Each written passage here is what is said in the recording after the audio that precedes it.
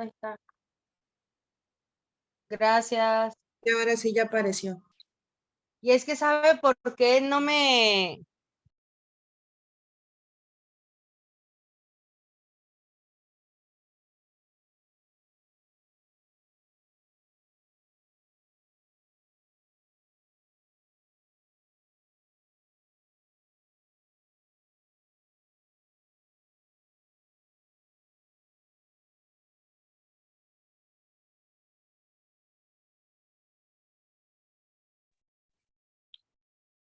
Le puse a salir de la sesión. Vean nomás. Es que tengo el audio acá. Es que no sé cómo bueno, la voy a tener que editar, o digo, porque en todas las clases se graba en automático, entonces ya se me olvida a la parte de grabar, pero gracias por decirme, ayúdenme, díganme, maestra, grabar. Bueno, entonces la clase pasada vimos la didáctica, cómo la podemos llevar a cabo en la clase. Ahora vamos a ver los métodos de trabajo de las ciencias naturales, ¿sí? Cómo nosotros nos damos cuenta que la naturaleza está en nuestro entorno. Uno, con la observación y la experimentación. Recuerden que para que sea ciencia, tiene que tener un método científico. Y dentro del método científico lleva la observación y la experimentación. Si no se puede llevar a la experiencia, entonces no es científico, ¿sí? No es ciencia. Hablaríamos de alguna disciplina, pero no hablaríamos de ciencia si no se puede llevar por el proceso del método científico.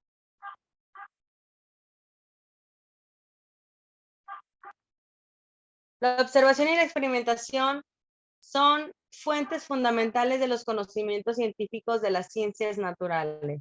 José, tu manita está levantada. Maestra, en su humilde opinión, ¿cuál sería la diferencia entre ciencia y disciplina? La ciencia, una disciplina es aquella por materia, por llamarlo de una forma, que se desprende de esta cascada. Vamos a pensar que es una matriz y vamos a ponerla así en la mano. Aquí hablamos de que esta materia es ciencia y de esta se derivan otras ciencias. Por ejemplo, ciencias naturales, y de las ciencias naturales, una disciplina, hablamos de las matemáticas, la física, la química, la biología, ¿sí me voy a entender? O sea, son diferentes ciencias también que dependen de una ciencia madre, ¿va? Y hay otras disciplinas, por ejemplo, vamos a llamar como la historia, que está en dilema si es ciencia o no, y entonces se le otorga el término de disciplina, porque la historia no es una metodología comprobable, pero se agarra de la ética, se agarra del derecho, se agarra un poquito de la sociología y con eso se convierte como si fuera en ciencia, pero no es una ciencia comprobable. ¿Se me va a entender? Para que sea método científico tiene que ser comprobable, experimentable. Y la historia no lo es, entonces es una disciplina que no es una ciencia, pero que se agarra de ciencias como para hacerse llamar ciencia. Esa es la única diferencia. Que unas sí son comprobables científicamente con un método que yo cada que sumo 2 más 2 son 4 y no hay otra. Esa sí es una ciencia, ¿sí? Y una disciplina se agarra de una ciencia, pero no es como comprobable, ¿va? Adriana, Ok. tu mano levantada. Sí, es que yo tenía que No es tanto el disciplina caso. como ciencia aplicaba ambas el método científico, ¿verdad? Bueno, hablando de historia, pues está la prueba de carbono para poder identificar si es o no verdad. Yo, bueno, esa es la parte que yo tenía, por eso le preguntaba en su humilde opinión. Sí, va para acontecimientos científicos, hechos, sí los puedes comprobar, pero hay mucha historia que no es comprobable, ¿sí? Acontecimiento que a lo mejor, por ejemplo, vamos a pensar, la independencia, la revolución, que está dentro de la materia de historia que tú se la das al alumno y que ahora resulta que las cosas no fueron así y entonces pierde como credibilidad y entonces le llaman ya ahora una disciplina, ¿sí? sale de una ciencia, depende de una ciencia como la sociología, que son hechos, acontecimientos, pero que no son como comprobables, ¿sí? Entonces se convierte como en disciplina. Perdón, Adriana, estabas hablando. Sí, iba a comentar que justo fue la historia de la psicología y obviamente de la psicología social, que viene siendo como una disciplina que está en medio de la sociología y la psicología. Y para la psicología también el hecho fue que en su evolución para poder convertirse en una ciencia, entonces se implicó que iba a haber un trabajo de investigación y que todas las aseveraciones o conjeturas o hipótesis que tuvieran sobre la materia tenían que ser validadas por medio de investigaciones, las cuales se hacen ahora. O sea, todas las teorías en psicología tienen que estar validadas. Sí, tiene que, y por ejemplo, si no llegasen a estar validadas, entonces no le hablamos de un método científico, de una metodología científica. Y hablamos que dependen de una disciplina.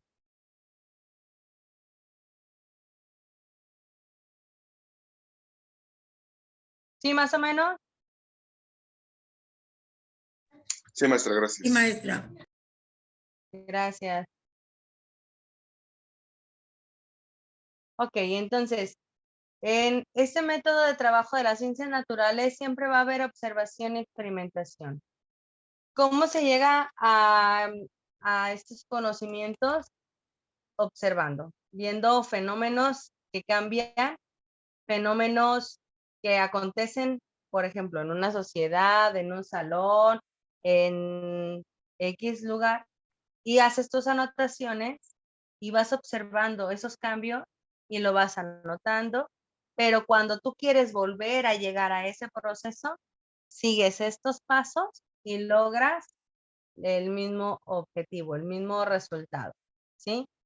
Yo ya sé que si mezclo, por ejemplo, arroz con jitomate y cebolla y ajo, el resultado va a ser una sopa de arroz.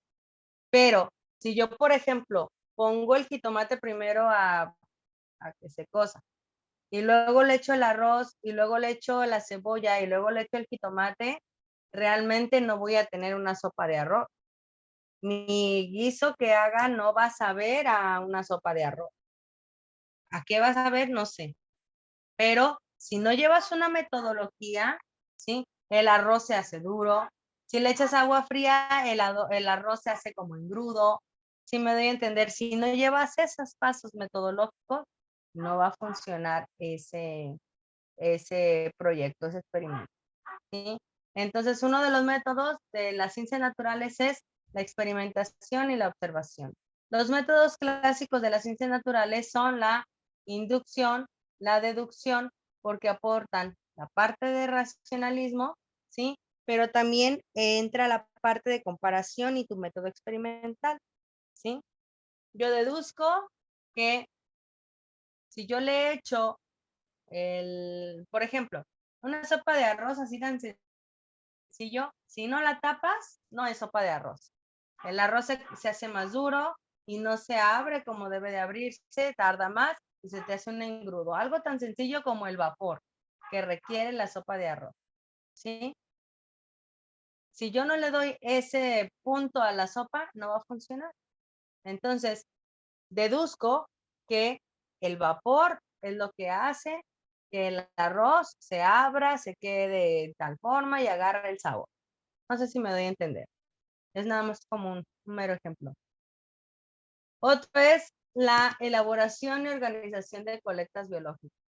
Cuando al alumno lo pones a que vaya ubicando su naturaleza, no puede solamente el niño salir al patio y agarrar N cantidad de muestras de colecciones como para hablar de algo sobre la clase. Tiene que haber un tema específico y el niño tiene que sentirse el experimentador, no sé cómo llamarlo, el laboratorista que trae su bata. De hecho, hay muchas escuelas donde les piden a las mamás que les manden bata a los muchachos, aparte porque protege pues tu ropa, ¿no? Pero Ande, Adriana, tu manita está levantada. Científicamente sería el investigador. El investigador, gracias, sí, se me fue el nombre. El investigador. La bata blanca es de un material especial porque, por ejemplo, repele el fuego, las sustancias, y tiene que ser como esa, como que tiene como cera, para que si te cae alguna sustancia, pues no se adhiera a la tela, etcétera, ¿no?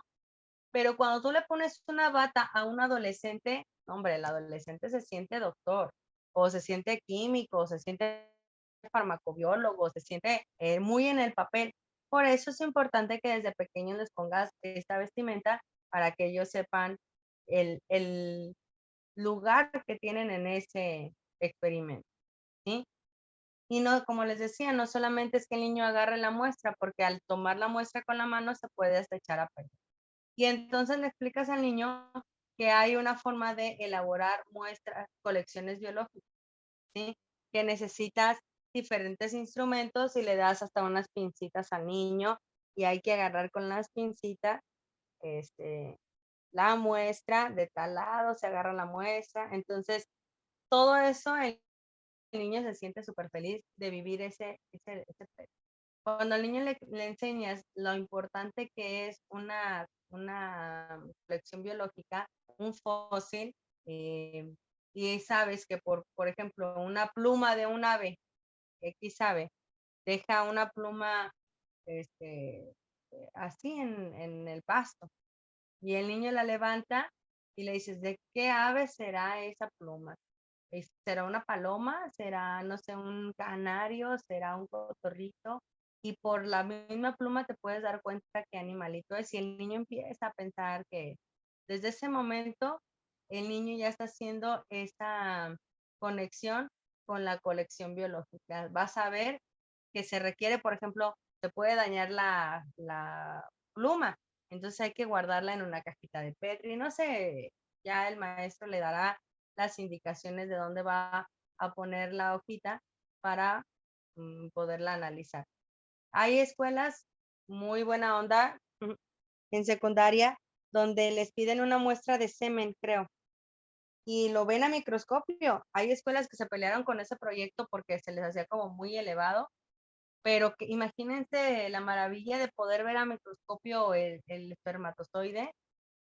Me imagino que ha de ser maravilloso. Bueno, me acuerdo yo en la prepa, fíjense, en la prepa hace muchos ayeres, vimos espermatozoides, era como mucha luz y no tenían tanta movilidad, que era el problema que decía la maestra, que algunos de mis compañeros, porque no supimos quién los donó, sino que fueron varios los donadores, podría tener como ese problema, ¿no? De movilidad en los espermatozoides. Pero ahí lo vimos cómo era exactamente el espermatozoide, la figurita y demás. Y qué mejor que esa parte que hace que te encariñes y te enamores de la ciencias naturales, de las colecciones que poco a poco vas recolectando y que vas encontrando la diferencia entre una hojita y otra hojita. Comentaban, creo que la clase pasada, hablar sobre las estaciones, y entonces agarras una hojita de un árbol que se te va a ir como secando y entonces puedes hablar sobre las épocas de las estaciones, perdón, de temporadas. Entonces, de esa forma, el alumno sabe que son importantes las colectas que hace, como por ejemplo, objetos como cráneos, plumas, frutos, tejidos, guardan todo como un secreto y de los ecosistemas. No sé si recuerden que hace poquito aquí en Chapala se encontró un mamut completito. ¿Lo vieron esa noticia?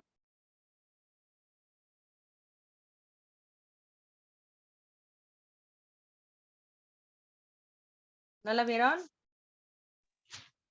No, maestra, yo no. ¿Cuál maestra? Se me cortó el audio en ese momento. Creo que son muy jóvenes ustedes, pero hace, ¿qué será? Como en los 90s.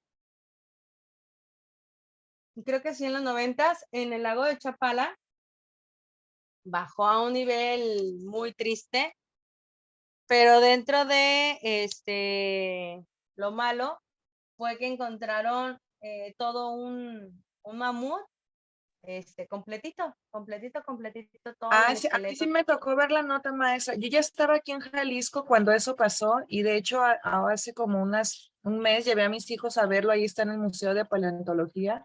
No la exacto, pero sí las fotografías reales, porque creo que no lo pudieron exponer, pero hay una representación de él. Pero no fue hace tanto, sí, maestra, sí. Pues yo me acuerdo que sí, que era como en los 90s o más, ¿o qué? 2000, Maestra, que fue en el 2000. 2000. Sí, pero yo me acuerdo hace mucho, yo estaba chiquita, muy chiquita. No, no. En Yo el estaba en 2000, el Cebetis, en la secundaria, en el Cebetis, algo así. no, en el 2000, pues el 2000 dice, se oye aquí en corto, pero hace 22 años fue el 2000.